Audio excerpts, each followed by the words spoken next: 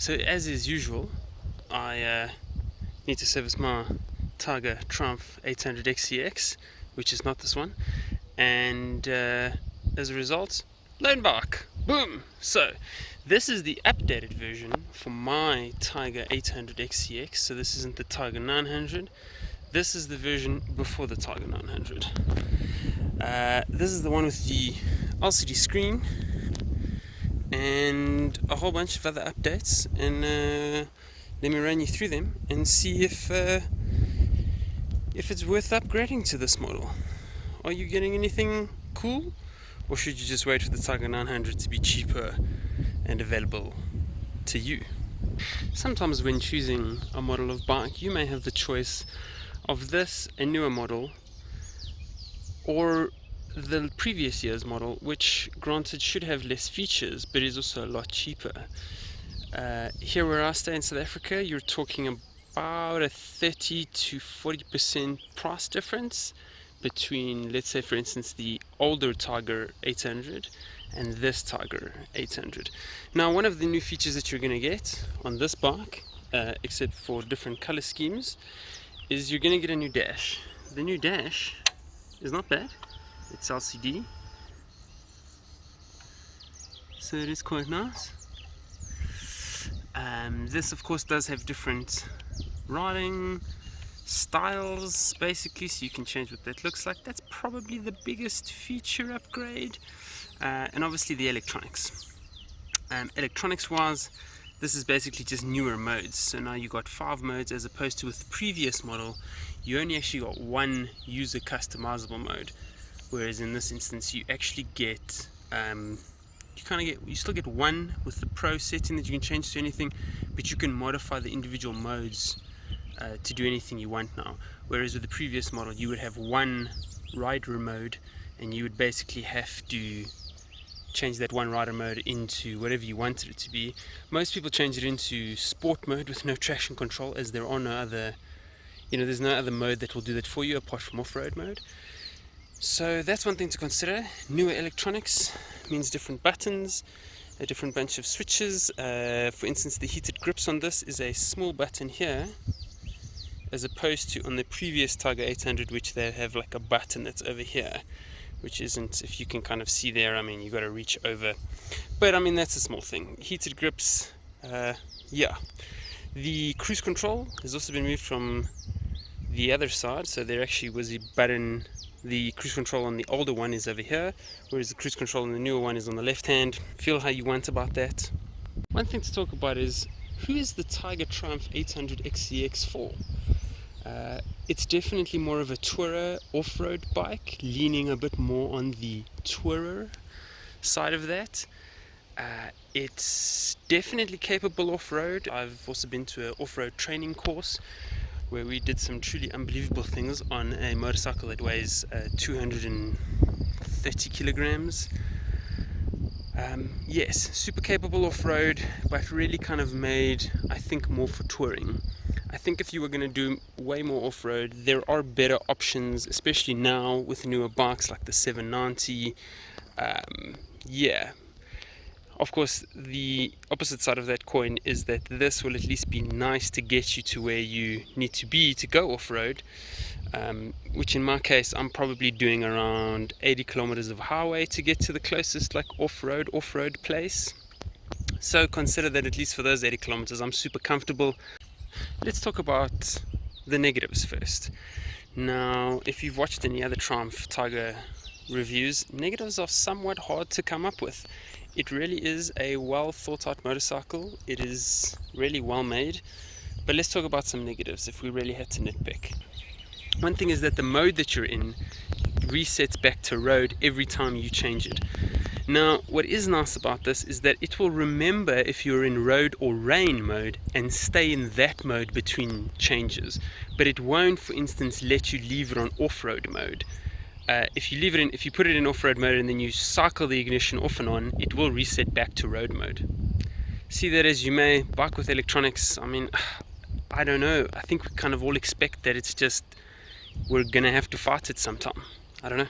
I recently learned that the ABS needed to be reset on Euro 5 bikes. at the stop and start of every engine. Now, were they kind of seeing this ahead of the time and then they do this with the modes? I gotta be honest, I don't know.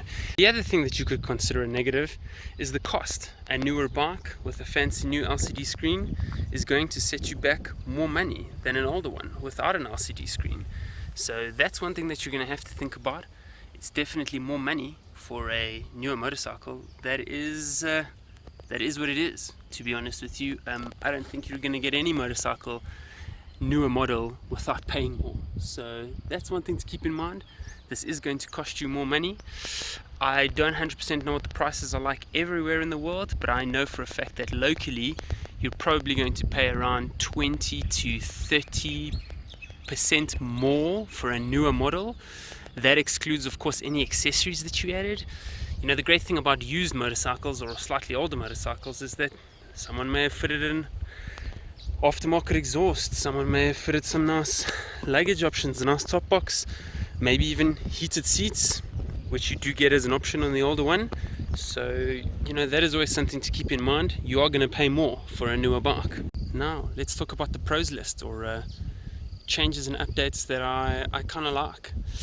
The one thing that I really do like is the LCD screen. I know that people have, that reviewers complain about it, but to be quite honest with you, that's kind of where the world is going. Everything's LCD screens these days. What I like about it is I like the layout. I like that you can kind of you can change it a little bit. I have not had any issues seeing it in full sunlight. One of the other things that I really like is the bike feels lighter, especially in off-road and slow speed maneuvers. This feels lighter. I'm not 100% sure if this is something to do with an engine change, possibly. I honestly don't know. The bike doesn't feel that different, but it definitely feels lighter, especially if you ride them back to back. It feels lighter when you're maneuvering it, when you're kind of getting it through, when you're cutting it through tight corners or slow speed corners. It definitely feels a little more flickable. This could be a million things. They could have changed the rake trail. But it feels lighter to maneuver. The other thing I like in terms of the updates is I really like this new engine. I have ridden the previous one extensively at different riding conditions, and this one definitely is nicer. It spins up a little faster, it feels a little more torquey lower down. That just makes for a better ride off-road. It makes for an easier ride during traffic.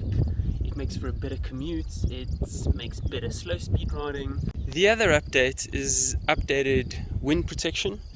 These panels in the previous bikes, you could get them, but they were much smaller. Maybe much smaller. The screen was also smaller.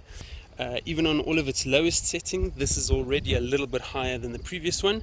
And to move it up or down, you basically grab the top there, you pull it forward so that these bolts undo that, and you just pull it up. Really simple. You could do this while riding. The other update is a nice toolkit. Contains the exact same tools as the previous version, it's just in a nicer bag. The under seat storage is exactly the same, except for there is now a hole over there. I don't know if you can see, but before there used to be a solid covering here, so you could put like a pack of smokes, whereas with this, well, no pack of smokes. There aren't that many changes in this update, especially considering that there's a Rally 900 out. But if your two choices were the older bike or this bike, the real big changes are the LCD screen and the slightly torquier engine. It definitely spins up a little faster, it revs a little faster, it just feels, it feels a little quicker, and I'm fairly sure in a straight line that this would beat the previous model, because it definitely feels like it gets to the next gear faster than the old one. If you're still here at the end of the video, feel free to leave a like or a comment as well. I'd really appreciate any feedback or anything else that you would really like to see.